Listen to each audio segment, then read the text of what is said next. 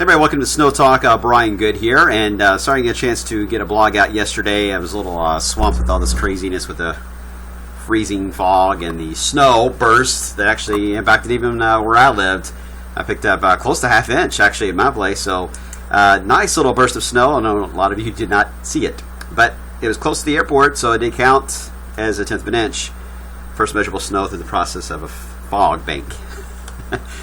Don't see that happen very often, that is for sure. That is the first in my career. All right, well, we are still behind average where we should be. 1.7 is where we should be. We got a tenth of an inch. Hey, at least we were on the board. We're already ahead of where we were last year. So let's look at the board for the days ahead. Now, I know you, there's some of you that are optimists about the winter forecast, winter season period. And there's a lot of you that are very pessimistic constantly every year. Even after two blizzards, you'll be pessimistic. I get it. But those are your true diehard snow fans, by the way. Looking at the snowboard, we are still tracking the system for later next week that looks to be rain to start with, may mix with snow, and then likely get another clipper-type wave that'll drop down in the trough that will try to dig in, maybe some snow showers. Can't rule out some light accumulations out of that, and that may linger all the way to the last day of the year, but I don't see anything substantial. And we should have another bubble of warmer air briefly, at least into the first period there of 2017. All right, so let's discuss first off this setup for this weekend, and then I'll get into the longer range here. 32 now. Yes, we're freezing, or we're slightly above in some cases, and slightly below. We don't have to worry about the fog though. This morning we've had the wind to help things out for us. We've got this cloud deck rolling in from the north now. A lot of these clouds are not completely overcast and solid, but there will be a period where it will be just gloomy for a while today. And with this front moving in, we will see a mainly overcast sky. Temperatures. We'll have a chance to at least get to about 40, and how far into the 40s we get will be determined by any sun that we are able to pick up some bonus breaks in the cloud deck. Otherwise, cool day, not a big deal. There are signs we could see, and I'm already seeing signs if you don't, even on the satellite, we could see the sky break up later tonight. Futurecast is trying to indicate there could be some fog that could develop in this zone here as we head into later tonight. If that were to be the case, the temperature is going below freezing. We could find ourselves again into a freezing fog scenario. We'll take it one step at a time. Just want to make sure everybody's at least aware of that and check back in for updates. And Ryan Holt will have more, of course, today, beginning at 5. Otherwise, our big headlines is the low pressure in the Baja Peninsula that is heading our way.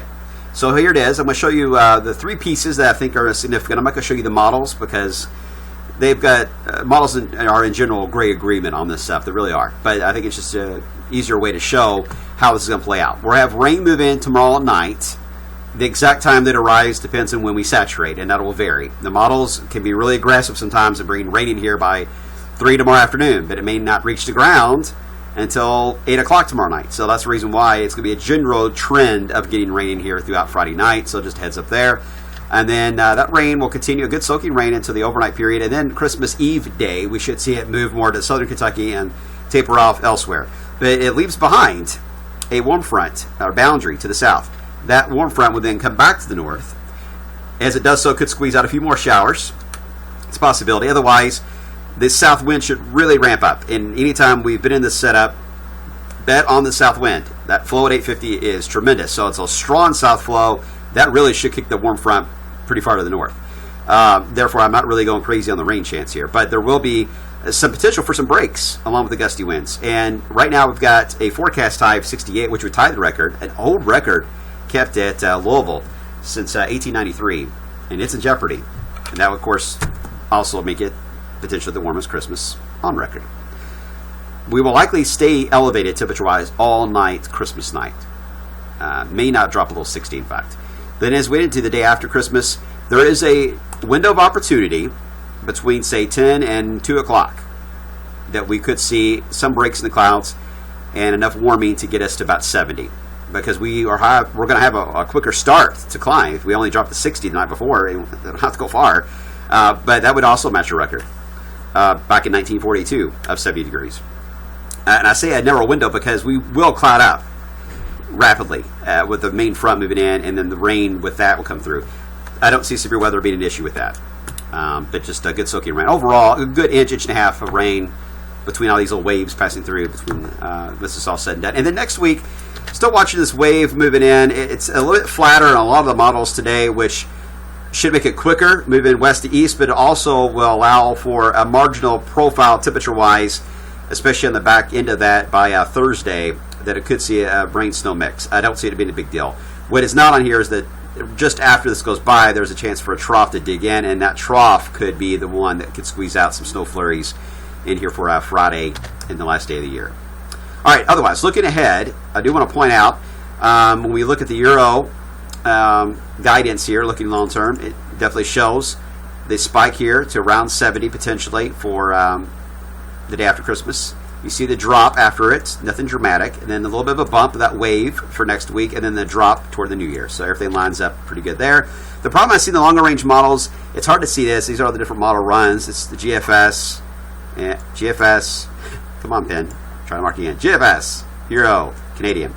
It's this little cutoff low. See it right there. Cutoff low that is showing up. This is causing havoc on whether or not we can get a full-on ridge across the Pacific and then a trough in our neck of the woods. So the models really struggle with this. Every time I've seen this happen, they don't know where to place the ridge because that's going to influence the temperature profile in our neck of the woods. Even toward the first 10 days or so of January, it's still dealing with it, still battling it out, because if the ridge can pump itself more over the Rockies, which some of the models try to do. Now the Euro's a little more offshore, but the effect then would be to pull the colder air back into our area, our neck of the woods. Right now we're going to say it's just a possibility that could happen. We'll see how it plays out. Looking at the Rossby wave analysis, by the way, this is the forecast from back in October. It still has that snow chance for the New Year's Day, but it's not excited about it. But it's remarkable it's had it in there since October. It's pretty impressive. January's forecast, look at the sharp drop here. Good agreement, potentially a significant system around the 10th through the 12th of January. That could be a really warm system to really cold events, maybe severe weather. We'll see how that plays out. Even it's trying to indicate some snow with that as well. So that is something to watch. A couple other snow systems later on in January. And then in February, dramatic first 14 days of January shown up here on the analysis. A couple of significant waves potentially moving through. We shall see how that looks when we get closer. Stay tuned, guys. Don't give up yet. Winter just started. In fact, today's the first full day.